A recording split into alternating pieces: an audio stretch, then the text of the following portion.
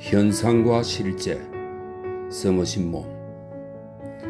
이 이야기를 실화라고 장담할 수는 없지만 내게 이 이야기를 해준 사람은 어느 영국 대학의 불문학 교수로 사실이 아닌 것을 사실인 양 이야기하기에는 너무 고매한 인격의 소유자다. 그가 학생들에게 이 이야기를 한 것은 프랑스인의 기질을 뼛속까지 파헤쳤다고 판단한 새 프랑스 작가들에게 학생들의 관심을 유도하기 위해서였다. 그는 이 작가들의 책을 읽으면 프랑스인들에 대해 속속들이 알게 되는 만큼 만약 본인에게 군한이 있다면 이 작품들에 대한 엄격한 시험을 통과하지 않고 공직에 올라 프랑스라는 국가를 상대하는 통치자는 신임하지 않겠다고 말했다. 적당한 선을 넘어 거침없이 더 나아가자고 주장하는 식의 음담패설, 즉 골로아즈리를 구사한 라블레. 이 프랑스와 라블레는 프랑스의 작가이자 의사입니다. 상식을 뜻하는 봉상스의 라퐁텐, 이것은 장 드 라퐁텐이라고 프랑스의 고전주의 시인이자 우화 작가입니다. 그리고 이른바 파나시우가 있는 코르네유가 그 작가들이다. 코르네유는 피에르 코르네유, 프랑스의 극작가입니다.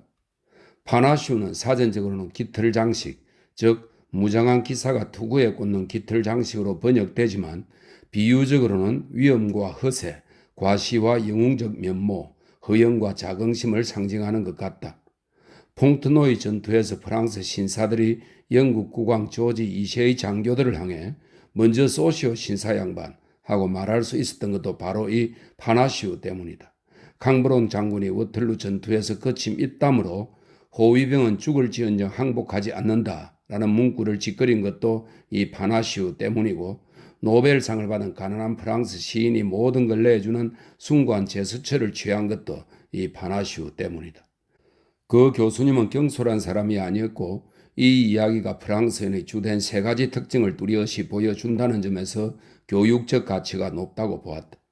이제부터 할 이 이야기를 나는 현상과 실제라고 불러왔다. 현상과 실제는 대부분의 것들은 현상에 불과하고 실제를 설명하려 하지만 오히려 왜곡한다고 주장한 영국의 철학자 프랜시스 허버트 브래들리의 1893년 저서의 제목이랍니다. 현상과 실제는 내 조국이 좌파든 우파든 19세기에 배출한 가장 중요한 철학서라 할 수 있고 읽기 까다롭기는 해도 흥미로운 책이다. 탁월한 영어로 쓰였고 상당한 재치가 담겨있다.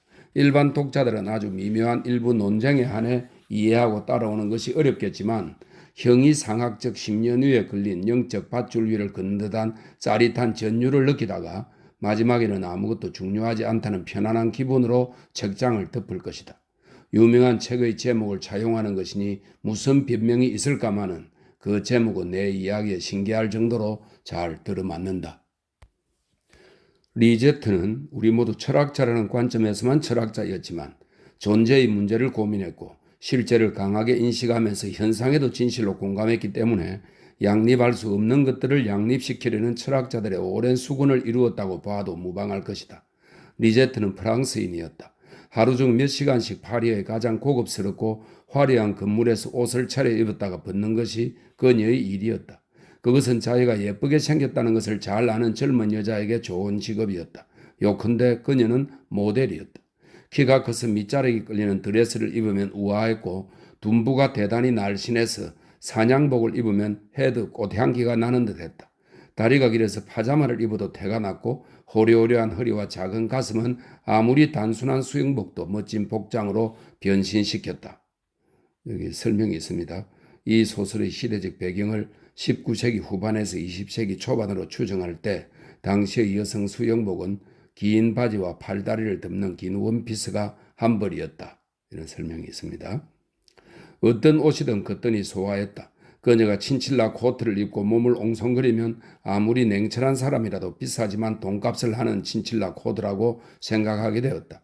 뚱뚱한 여자, 건장한 여자, 작달막한 여자, 깡마른 여자, 맵시 없는 여자, 늙은 여자, 평범한 여자들은 널찍한 팔걸이 의자에 앉아있다가 리제트가 멋지게 소화한 옷들을 구입했다.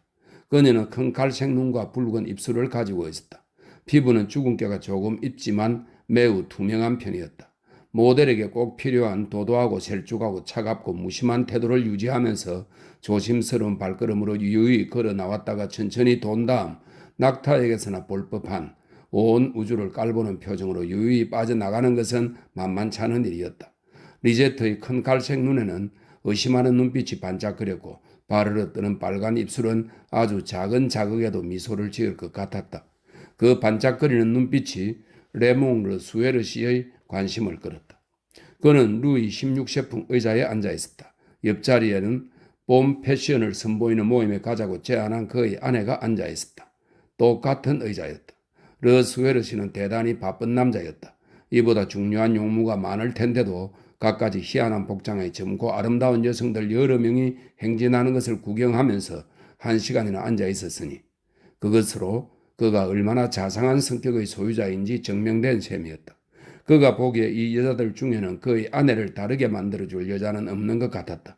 아내는 키가 크고 깡마른 50대 여성이었고 이목구비가 지나치게 컸다. 그는 외모를 보고 아내와 결혼한 것이 아니었고 그의 아내 역시 달콤한 신혼기간 중에도 그가 잘생겼다고 생각한 적이 없었다. 그가 그녀와 결혼한 것은 그녀가 상속받기로 되어 있는 번창하는 철강 기업과 번창하는 그의 기관차 제조사를 통합하기 위해서였다.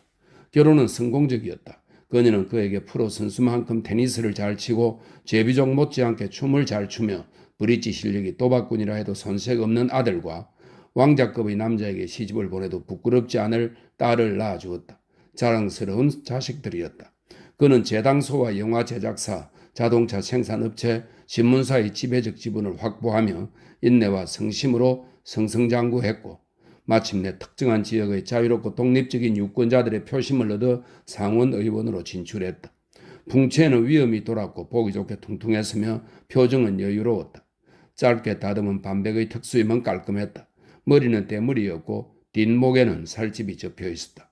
검은 외투를 장식한 빨간 단추를 굳이 보지 않더라도 그가 중요한 인물임은 단번에 알아챌 수 있었다. 그는 결정이 빠른 남자였다. 아내가 여성복 디자이너와 브릿지 게임을 하러 간다고 말했을 때 조국이 그에게 소임을 부여한 상원의원 의사당까지 운동삼아 걷겠다면서 아내와 헤어졌다. 하지만 그는 사무실로 걸어가지 않고 뒷길을 왔다 갔다 서성이면서 운동을 했다.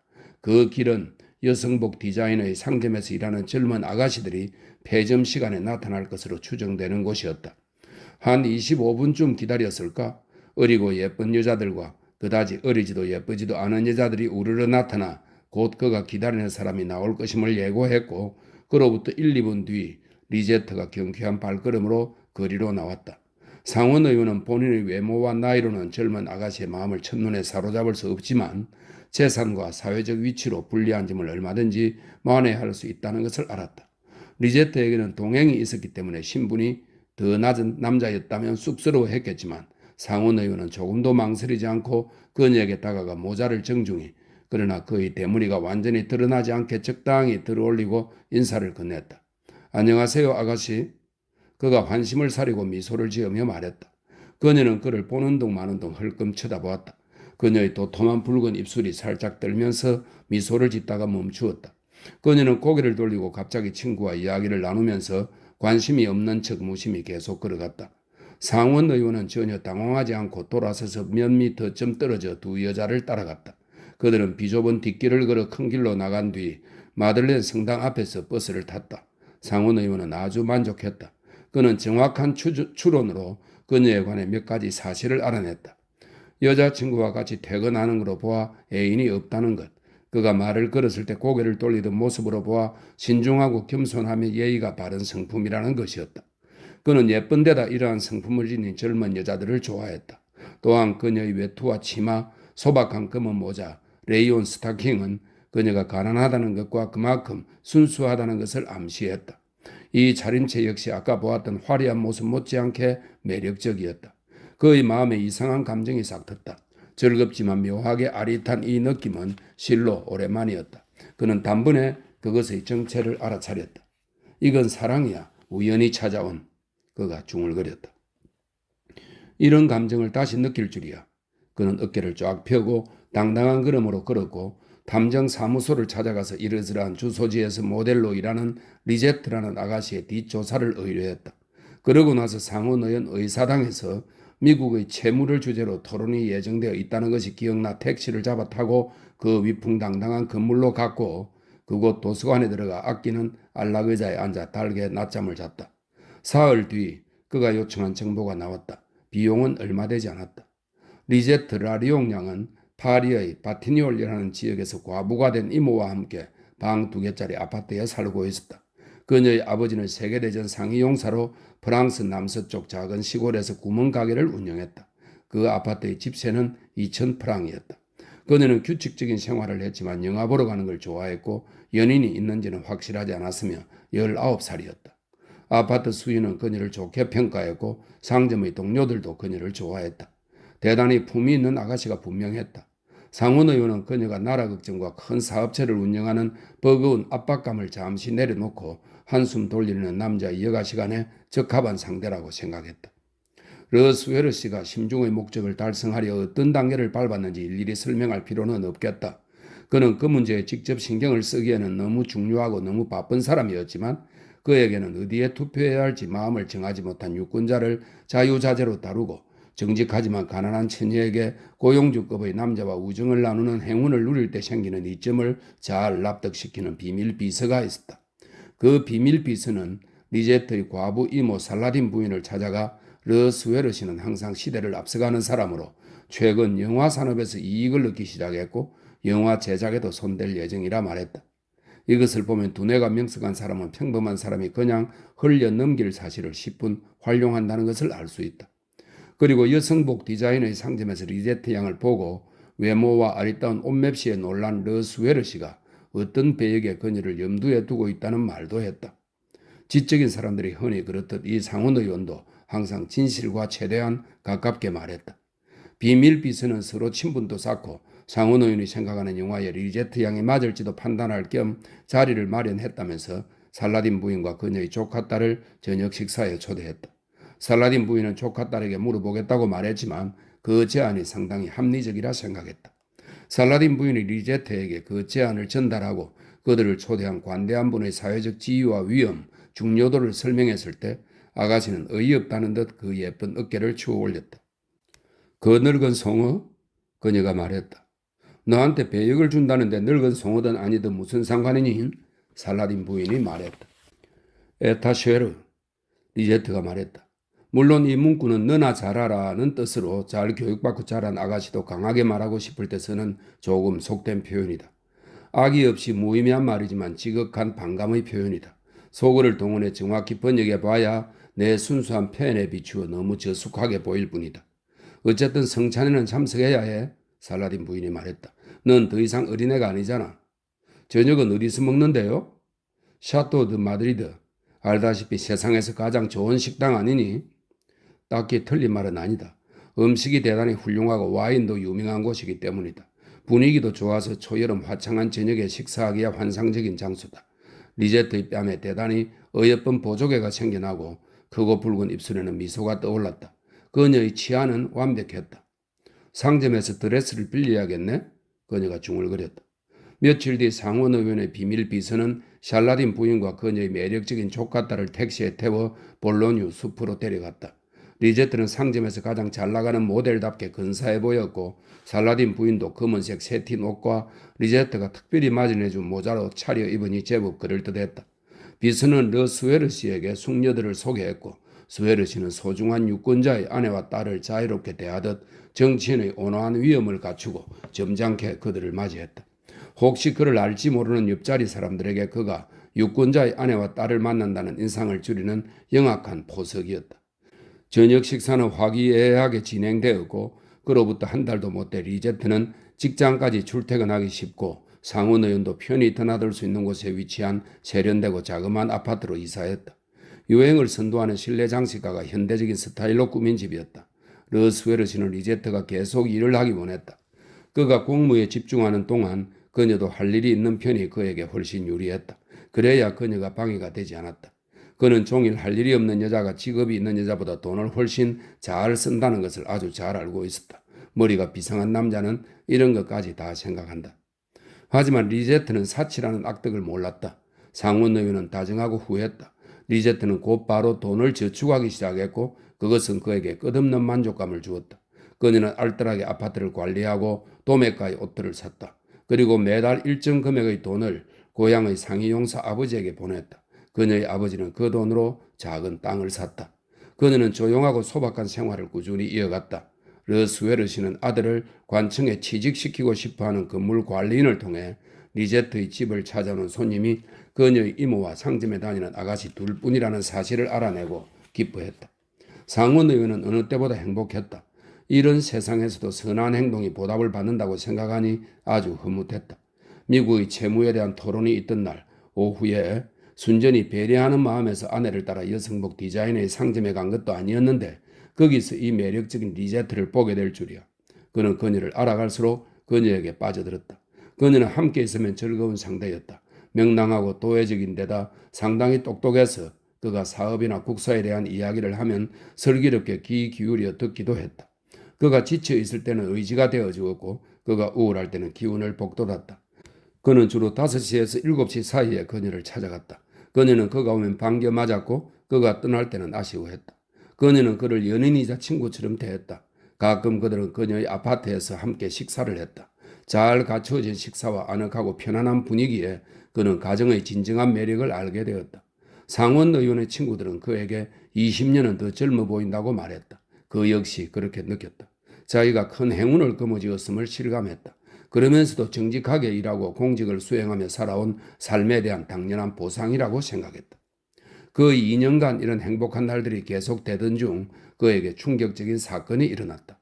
그는 선거구를 방문해 주말을 지내고 돌아올 예정이었으나 예상보다 일찍 일요일 이른 아침에 파리로 돌아왔고 오늘은 휴일이니 리제트가 아직 침대에 누워있겠구나 생각하며 현관 열쇠를 써서 아파트에 들어섰다. 웬걸? 리제트는 침실에서 어느 젊은 심사와 단둘이 마주 앉아 있었다. 한 번도 본 적 없는 그 신사는 그의 새 파자마를 입고 있었다. 리제트는 그를 보고 깜짝 놀랐다. 아주 기겁을 했다. 어머나, 그녀가 말했다. 갑자기 어쩐 일이에요? 내일까지 안 돌아올 줄 알았더니. 내각이 개편돼서. 그가 무뚝뚝하게 대답했다. 내게 사람이 와서 내무부 장관직을 맡으라는 제안을 받았지. 하지만 그것은 그가 하고 싶은 말이 전혀 아니었다. 그는 자기 파자마를 입고 있는 신사를 쏘아보았다. 이 젊은이는 누구야? 그가 소리쳤다. 리제트의 크고 붉은 입술이 벌어지면서 더없이 유혹적인 미소를 만들어냈다. 내 애인이에요. 그녀가 대답했다. 나를 바보로 아는 거야? 상원 의원이 고함을 질렀다. 너희 애인인 건 나도 알아. 그럼 왜 묻는 거예요? 러스웨르 씨는 행동하는 남자였다. 그는 리제트에게 곧장 달려들어 왼손으로 그녀의 오른뺨을 세차게 후려치고는 오른손으로 그녀의 왼뺨을 후려쳤다. 짐승! 리제트가 외쳤다. 그는 젊은이에게 돌아섰다. 젊은이는 당황해서 이 난폭한 장면을 구경만 하고 있었다. 그는 몸을 한껏 세우고는 팔을 휘둘러 드라마틱한 손짓으로 문을 가리켰다. 나가! 그가 소리쳤다. 나가! 이쯤 되면 성난 납세자 무리를 휘어잡고 주주총회에 모인 실망한 주주들을 인상을 줘서 쥐락펴락하는 남자의 위용을 보았으니 청년이 문 쪽으로 냅다 튀었을 것으로 생각하기 쉽지만 청년은 그 자리에 버티고 서 있었다. 난처한 기색이었으나 버티고 서 있는 것은 분명했다. 그는 리제트에게 하소연하는 표정을 짓고는 어깨를 슬쩍 추어 올렸다가 내렸다. 뭘 기다리나? 상원 의원이 소리쳤다. 내가 꼭 완력을 써야겠어? 파자마 차림인데 어떻게 나가겠어요? 리제트가 말했다. 저건 저작자 파자마가 아니야 내 것이지. 자기 옷을 입으려고 그러는 거예요. 러스웨르 씨는 주위를 둘러보았다. 뒤쪽 의자 위에 남자의 옷가지가 아무렇게나 내팽개쳐 있었다. 상원 의원은 경멸하는 얼굴로 청년을 쳐다보았다. 옷을 입어도 좋아 젊은이. 그가 냉랭하고 멸시하는 투로 말했다. 청년은 옷가지를 품에 안고 바닥에 놓인 신발을 챙겨서 얼른 방을 나갔다. 러스웨르 씨는 은변히 대단한 사람이었고 그 재능이 지금보다 더 요긴할 수는 없었다. 그는 리제트에게 그녀를 어떻게 생각하는지 말했다. 듣기 좋은 말은 아니었다. 그는 그녀의 배은망덕함을 악랄한 만행으로 규정하고 방대한 의유력을 총동원해 그녀에게 온갖 쌍스러운 말을 갖다 붙였다. 그리고 신뢰하는 정직한 남자에게 이리 역겨운 기만으로 보답한 여자는 이 세상 어디에도 없을 거라고 말했다. 말하자면 분노와 상처받은 허영심, 실망감이 이끄는 대로 온갖 막말을 퍼부은 것이다. 리제트는 변명하지 않았다. 그저 눈을 내리깔고 묵묵히 들으면서 상원 의원의 갑작스러운 등장으로 다 먹지 못한 롤 빵을 부수기만 했다. 그가 성난 눈초리로 그녀의 접시를 쳐다보았다. 그 굉장한 소식을 너에게 가장 먼저 알려주고 싶어서 얼마나 설레는 마음으로 역에서 곧장 너에게 왔는지 모른다. 너희 침대에 걸터앉아 너랑 같이 아침 식사를 하고 싶었다 이 말이야. 어머나 아직 아침 안 드셨어요? 제가 얼른 드실 만한 걸로 가져오라 할게요. 먹기 싫어. 말도 안 돼요. 막중한 책임을 맡게 되실 텐데 기운을 내셔야죠. 그녀는 배를 울리고 나서 가정부가 오자 뜨거운 커피를 가져오라고 시켰다. 커피가 나왔고 그녀는 커피를 잔에 따랐다. 그는 손대지 않았다. 그녀가 롤빵에 버터를 발랐다. 그는 어깨짓을 하고는 먹기 시작했다. 먹으면서 여자들의 배신에 대해 몇 마디 찌끄렸다. 그녀는 내내 말이 없었다. 그래도 참 대단하구나. 그가 말했다. 변명할 만큼 뻔뻔하지는 않으니 나는 어물쩍 뭉치는 게 통하지 않는 사람이야. 똑바로 행동하는 사람에겐 너그럽고 허튼 짓을 하는 사람에겐 인정사정 없어. 나는 이 커피만 다 마시고 이 아파트를 떠나 다시는 오지 않을 거야. 리제트가 한숨을 쉬었다. 이제와 말이지만 사실은 너에게 깜짝 선물을 준비했었어. 우리와 함께 지낸 지 2년이 된 것을 기념하는 의미로 내게 무슨 일이 생길 경우 너가 독립에 살아갈 수 있도록 너에게 큰 돈을 마련해 주려 했었는데 얼마나요? 리제트가 침울하게 물었다. 100만 프랑. 그녀는 다시 한숨을 쉬었다. 상원 의원은 문득 무언가 부드러운 것이 뒤통수를 건드리는 느낌에 화들짝 놀랐다. 뭐야? 그가 소리쳤다. 그 사람이 당신 파자마를 가져왔어요. 그 청년이 문을 열고 파자마를 상원 의원의 머리 쪽으로 휙 내던지고는 재빨리 문을 다시 닫았던 것이다. 상원 의원은 목덜미에 걸린 실크 바지를 잡아 뺐다. 이따위로 돌려주다니 너희 친구는 본데 없이 자랐구나? 당연히 당신만큼 특출한 사람은 아니죠. 리제트가 중얼거렸다. 그럼 나만큼 똑똑해? 에이 아니요. 부자야? 돈 한 푼 없어요. 아니 그럼 도대체 그런 남자를 뭘 보고 좋아한 거야? 젊잖아요. 리제트가 미소를 지었다. 상원 의원은 자기 접시를 내려다보았다. 그의 눈에 눈물이 고이더니 뺨을 타고 흘러내려 커피 속으로 떨어졌다. 리제트는 다정한 눈으로 그를 쳐다보았다. 가엾은 양반, 이 세상에 다 가진 사람이 어디 있어요? 그녀가 말했다. 내가 젊지 않다는 걸 알아. 하지만 내 지위, 내 재산, 내 활력으로 만회가 된다고 생각했다. 특정한 나이대의 남자를 좋아하는 여자들이 있으니까 장관의 어린 친구가 되는 걸 명예로 생각하는 유명 여배우들이 있거든. 내가 워낙 예의가 발라서 너희 출신을 들먹이 참 못하지만 넌 모델이고 내가 늘 1년치 집세가 고작 2,000프랑인 아파트에서 건져준 것은 엄연한 사실이야. 한 단계 상승한 거지. 가난하지만 정직한 부모의 딸로서 나는 내 출신을 부끄러워할 이유가 전혀 없고 내가 변변찮은 업계에서 생계를 꾸렸다고 해서 당신이 나를 비난할 까닭도 없어요. 그 청년 사랑해? 네, 나는 아니고 당신도 사랑해요. 둘 다 사랑해요. 하지만 당신에 대한 사랑은 달라요. 내가 당신을 사랑하는 이유는 당신이 아주 뛰어난 사람이고 유익하고 흥미로운 대화를 할 줄 알아서예요. 당신은 친절하고 너그러워요. 그 사람은 큰 눈과 고불거리는 머리카락, 멋지게 춤추는 모습 때문에 사랑하게 됐어요. 아주 자연스럽게. 알다시피 나는 너를 춤추는 데 데려갈 입장이 못 돼. 그 남자도 나만큼 나이를 먹으면 머리숱이 나보다 많지 않을 거야. 그럴지도 모르죠. 리제트는 인정하면서도 그것을 별로 중요하게 생각하지는 않았다. 너희 이모, 점잖은 살라딘 부인이 너가 한 짓을 들으면 과연 뭐라 말할까? 별로 놀라지 않을 거예요. 그 품위 있는 부인이 너의 행동을 지지할 거라는 뜻이야? 오 템포라, 오 모레. 이것은 로마의 정치인 키게로가 처음 한 말로 변한 세태를 한탄하는 뜻으로 흔히 쓰이는 관용구인데 오 시대여, 오 세태여 이런 뜻입니다. 이런 짓을 한 지 얼마나 됐지? 그 상점에 처음 출근했을 때부터요. 그 사람은 리온에 있는 큰 실크 회사에서 영업 일을 해요. 어느 날 샘플을 가지고 가게로 들어왔는데 우리는 서로의 외모에 반했어요. 대체 너희 이모는 뭘 한 거야? 젊은 여자가 파리에서 빠지기 쉬운 유혹에서 너를 지켜야 할 사람이. 너가 그 젊은이와 놀아나는 걸 허락하지 말았어야지. 이모한테 허락을 구한 적 없어요. 너희 가엾은 아버지를 아예 무덤으로 몰아넣는구나. 조국에 봉사한 대가로 담배 판매 허가증을 받은 상위 용사 생각은 전혀 안 하니? 내무부가 이제 내 소관이란 걸 잊었나? 너가 그리 뻔뻔하고 문란한 짓을 했으니 나는 내 권한으로 얼마든지 그 허가증을 취소할 수 있어. 당신같이 훌륭한 신사가 그런 악랄한 짓을 할 리 없어요. 그가 손을 휙 내저었다. 단호한 손짓이 너무 드라마틱한 인상을 주었다.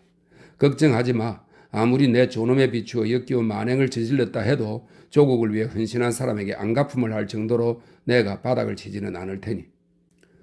그는 멈추었던 아침 식사를 마저 끝냈다. 리제트는 아무 말도 하지 않았고 그들 사이에는 침묵이 흘렀다. 하지만 허기가 가시자 그는 마음이 바뀌었다. 그녀에게 화가 나기보다는 자기 자신이 처근했다. 여자의 마음은 통 알 수가 없으니 차라리 자신을 동정의 대상으로 부각시켜 리제트를 뉘우치게 만들기로 했다. 익숙한 습관은 깨기 힘든 법이지. 만사 제쳐두고 짬을 내 여기 오면 한숨을 돌리면서 위안을 얻을 수 있었어. 내게 미안한 마음이 조금이라도 있는 거니 리제트? 물론이죠. 그는 깊은 한숨을 내쉬었다. 나는 너가 이렇게 능수능란하게 사람을 속일 줄 몰랐다. 남에게 속으면 마음에 맺힌다죠. 그녀가 생각하는 듯 말했다. 그런 면에서 남자들은 참 이상해요. 남에게 속는 걸 용납 못하거든요. 허영심이 강해서 그래요. 전혀 중요하지 않은 일에 중요성을 갖다 붙여요. 내가 내 파자마를 입은 젊은 남자랑 같이 아침을 먹는 너를 목격했는데 그게 중요하지 않다는 말이냐? 그가 내 남편이고 당신이 내 연인이었다면 당신은 아주 자연스러운 일이라 생각했겠죠? 그랬겠지. 그랬다면 내가 그를 속이는 셈이니 내 명예는 무사했겠군.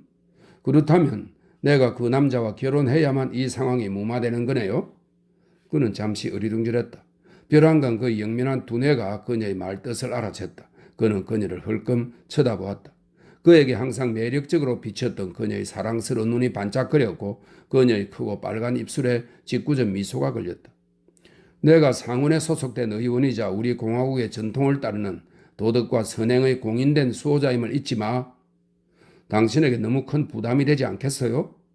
그는 침착하고 위험 있는 손짓으로 넓적하게 퍼진 멋들어진 턱수염을 쓰다듬었다. 세발의 피지, 그가 대답했다.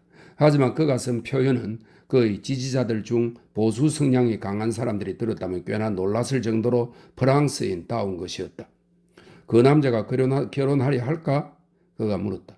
나를 많이 좋아해요. 당연히 결혼하겠다고 할 거예요. 나한테 100만 프랑의 지참금이 있다고 하면 더 바라지 않을 거예요. 르스웨르 씨는 그녀를 다시 쳐다보았다.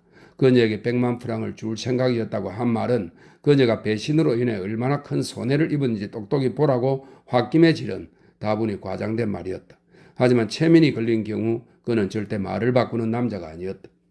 그런 위치에 있는 남자가 감히 바랄 수 없는 금액이지. 하지만 그 남자가 널 많이 좋아한다면 너의 곁을 지킬 거야. 그이가 영업사원이라는 말 안 했던가요? 그이는 주말에만 파리에 올 수 있어요. 물론 그건 완전히 별개의 사안이야. 상원 의원이 말했다. 그 남자도 자기가 여기 없는 동안 내가 널 지켜본다는 걸 알면 만족할걸? 대만족이겠죠? 리제트가 말했다. 원활한 대화를 위해 그녀는 자리에서 일어나 그의 무릎에 앉았다. 그는 손을 그녀의 손 위에 다정하게 포겠다.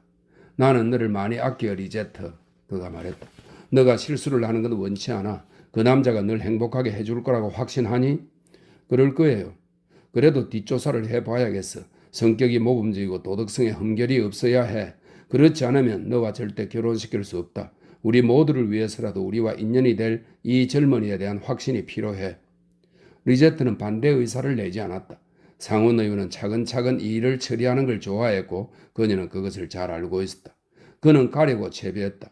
르스웨르 부인에게 중대한 소식을 알려야 했고 당내 다양한 인사들과도 접촉해야 했다. 한 가지만 더. 그는 리제트에게 다정히 작별 인사를 나누면서 말했다. 결혼할 거면 일은 그만두도록 해. 아내의 자리는 집에 있고 결혼한 여자가 사내들의 밥벌이를 끊는다는 건 내 원칙에 맞지 않아. 리제트는 건장한 청년이 최신 의상을 선보인답시고 엉덩이를 실룩거리면서 걸으면 얼마나 웃길까 생각했지만 상원 의원의 원칙을 존중했다. 원하시는 대로 할게요. 그는 뒷조사를 의뢰했고 만족스러운 결과를 얻었다. 결혼식은 형식상의 절차가 마무리된 직후 토요일 아침에 거행되었다. 정인은 르스웨르 씨, 즉 내무부 장관과 살라딘 부인이었다. 신랑은 콧대가 반듯하고 눈이 멋지며 곱슬거리는 검은 머리를 이마 뒤로 벗어넘긴 날씬한 청년이었다. 실크를 파는 영업사원이라기보다는 테니스 선수처럼 보였다. 그 자리에 참석한 내무부 장관의 위용에 감명받은 시장은 프랑스인의 전통에 따라 웅장한 연설을 했다. 그는 이 결혼한 부부가 이미 알고 있을 법한 이야기로 말을 시작했다. 신랑은 품격 있는 부모의 아들이고 훌륭한 직업에 종사하고 있다고 말했다. 그리고 자기 쾌락만 생각하기 쉬운 젊은 나이에 결혼에 입문하는 그를 축하했다. 신부에게는 그녀의 아버지가 세계대전에 참전한 영웅인데 영예로운 부상을 당하고 그것에 대한 보상으로 담배 판매권을 받았음을 상기시킨 뒤 그녀는 파리에 도착한 이후 프랑스인의 취향과 화려함이 있는 멋진 곳에서 성실히 생계를 꾸렸다고 말했다. 시장은 말머리를 문학적으로 돌려 소설 속의 여러 유명한 연인들을 간략히 언급했다. 적법한 결합이 안타까운 오해로 짧게 끝나버린 로미오와 줄리엣, 옷을 벗고 정제를 벌이기보다 바다에서 죽음을 맞이한 비르지니와 폴, 이것은 소년 폴과 소년 비르지니의 순수한 사랑 이야기를 그린 베르나르댕 드 생피에르의 목가 소설 자연연구에 나오는 인물들입니다. 마지막으로는 결혼을 못하다가 적절한 권위에 의해 결혼을 허락받은 다프니스와 클로에. 연설이 어찌나 감동적인지 리제트는 눈물을 몇 방울 흘렸다. 그는 본보기와 계율로서 어린 처녀가 빠지기 쉬운 대도시의 함정에서 젊고 아름다운 조카딸을 보호했다면서 살라딘 부인을 칭송했다. 마지막으로 결혼식 정인으로 참석해 축복해 주신 내무부 장관에게 경의를 표하면서 행복한 부부를 축복했다. 실업계의 거물이자 저명한 정치인이 겸손한 발걸음으로 일반 계층 사람들을 찾아주신 것은 이 두 사람의 정직함을 입증하는 동시에 그의 훌륭한 심성과 강한 의무감을 증명하는 것이라고 말했다. 그가 이른 나이에 결혼이 갖는 중요성을 인정하고 가정의 안정을 지지하며 프랑스의 힘과 이 공정한 땅의 영향력과 중요성을 정대하기 위한 바람직한 후손의 정식을 강조하는 사람임을 행동으로 보여주었다고. 대단한 명연설이었다. 결혼식 조차는 샤토 드 마드리드에서 제공되었다. 그곳은 르스웨르시에게 남다른 감회가 있는 곳이었다. 장관님이, 이제 우리는 마땅히 그를 장관님이라 불러야 할 것이다 설명이 되어 있습니다. 장관님이 보유한 많은 지분들 중에 자동차 제조사가 있다는 것도 앞서 언급한 바 있다. 그가 신랑에게 주는 결혼 선물은 자신의 회사에서 제조한 대단히 멋진 좌석 2개짜리 자동차였다. 젊은 커플은 식사를 마친 뒤 그 자동차를 타고 신혼여행을 떠날 예정이었다. 신랑이 출근해서 마르세유, 톨롱, 니스로 출장을 떠나야 하는 관계로 신혼여행은 주말에 한정되었다. 리제트는 이모에게 입을 맞추고 나서 러스웨르 씨에게도 입을 맞추었다. 월요일 5시에 오시는 걸로 알게요. 그녀가 그에게 속삭였다. 그렇게 하지. 그가 대답했다. 그들은 차를 타고 떠났고 러스웨르 씨와 살라딘 부인은 먹음직한 노란 바닷가재를 쳐다보았다. 그 남자가 조카애를 행복하게만 해준다면야? 살라딘 부인이 한숨을 쉬었다. 아침에는 좀처럼 마시지 않는 샴페인을 마신 탓에 필요 이상으로 감정이 북받쳤다. 행복하게 못해준다면 내가 가만히 있지 않죠. 르스웨르 씨가 힘주어 말했다. 그의 차가 나왔다. 안녕히 계세요 친애하는 부인. 내일 거리에서 버스를 타시면 됩니다. 그는 차에 올라타고 서명해야 할 국사를 생각하면서 만족스러운 한숨을 내쉬었다. 애인이 여성복 상점의 일개 모델인 것보다는 점잖은 유부녀를 겸하는 것이 그의 입장에서는 훨씬 나았다.